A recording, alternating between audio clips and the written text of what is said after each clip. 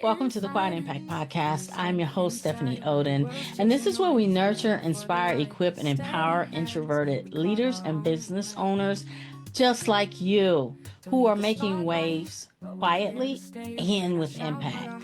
And on this episode, I'm going to be sharing with you on a topic that's often challenging for introverts, and that's around drawing boundaries that honor who we are and allow us to make decisions that propel us forward. And there are ways to say no with grace and strength. And that's what we'll be talking about on this episode. Welcome to the Quiet Impact Podcast, where we nurture the journey of introverts who desire to achieve greater levels of influence, income, and impact. The go-to podcast for introvert achievers just like you, seeking purpose-driven growth. I am your host, Stephanie Oden. Have you ever desired to have a mentor whisper success secrets into your ear? One with firsthand experience as a six-figure corporate leader, expertise in entrepreneurship, and is an introvert?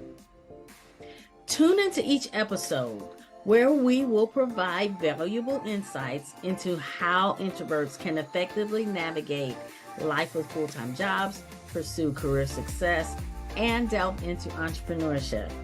We will explore various business and career topics related to self-discovery, achieving success, and finding joy in the journey.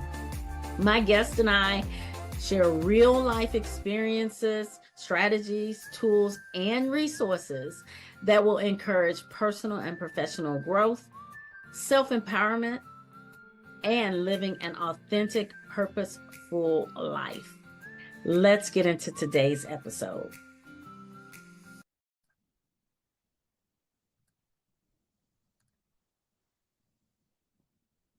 We're not shy, timid, or needing to be fixed.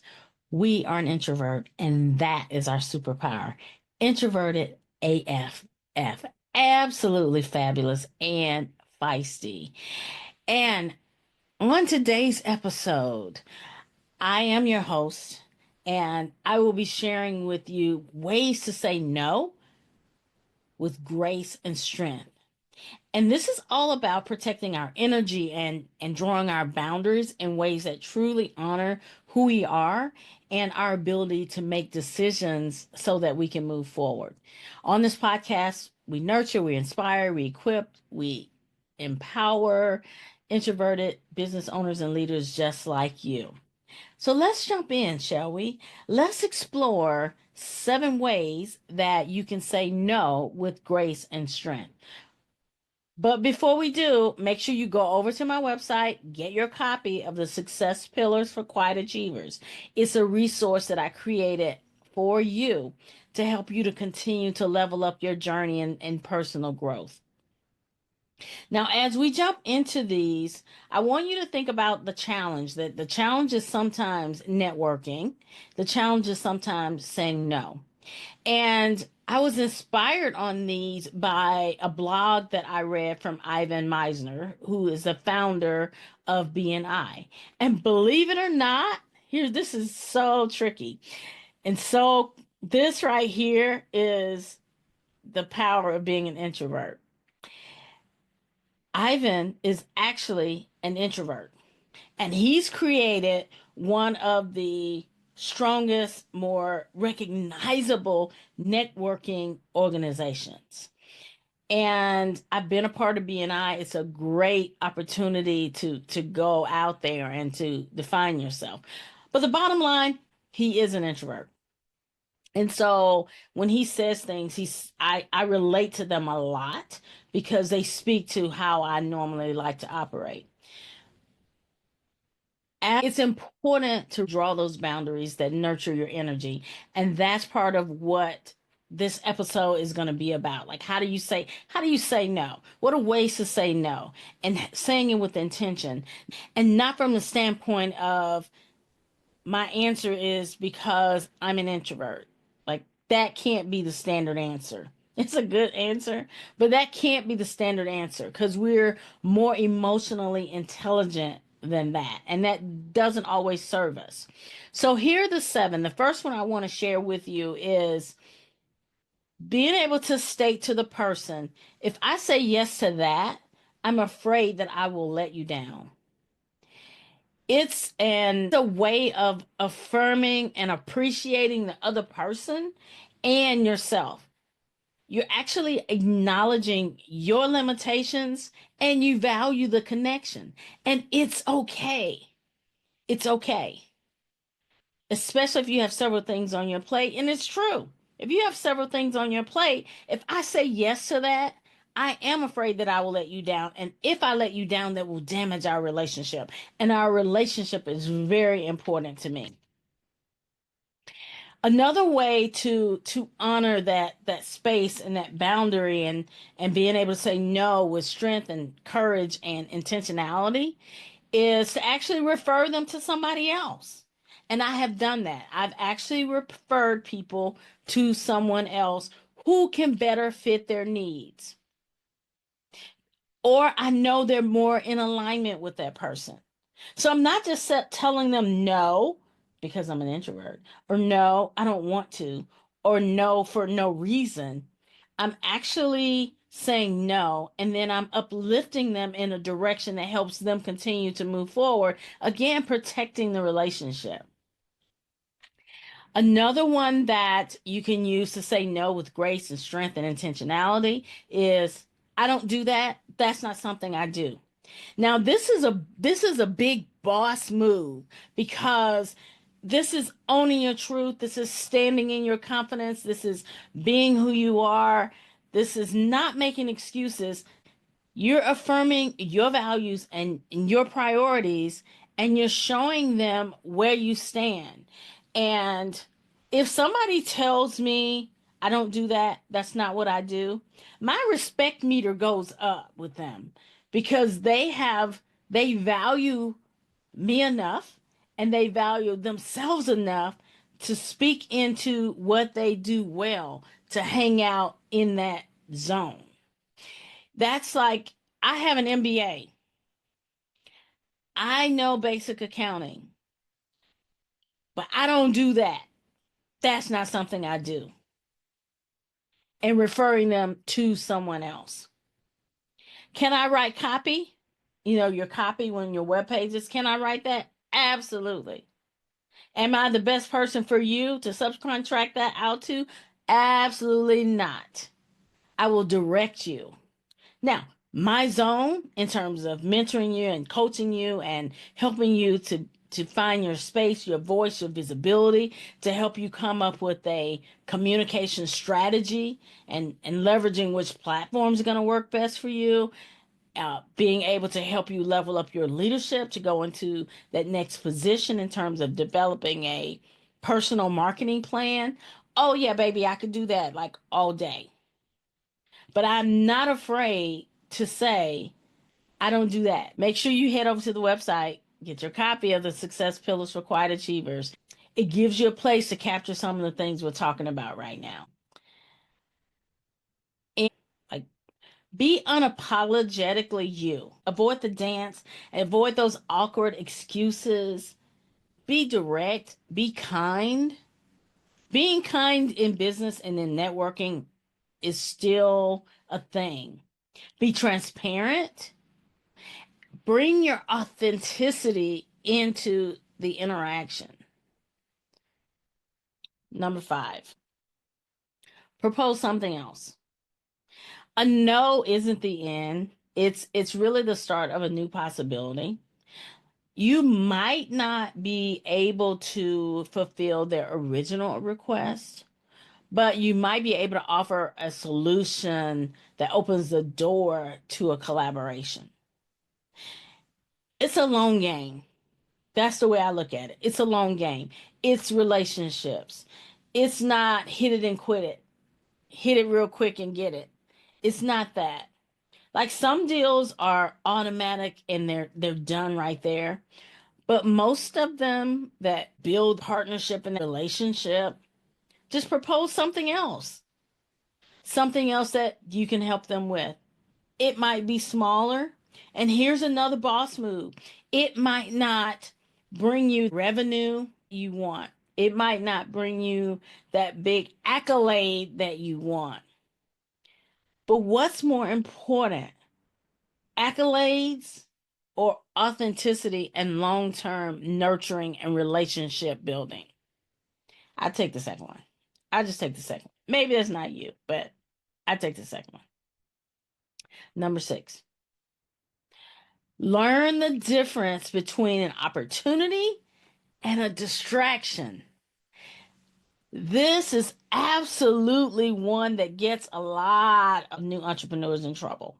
You are excited to start your business and you're wanting to do all the things and you see how it will apply and you see the opportunity and then you go to another opportunity and then you go to another opportunity.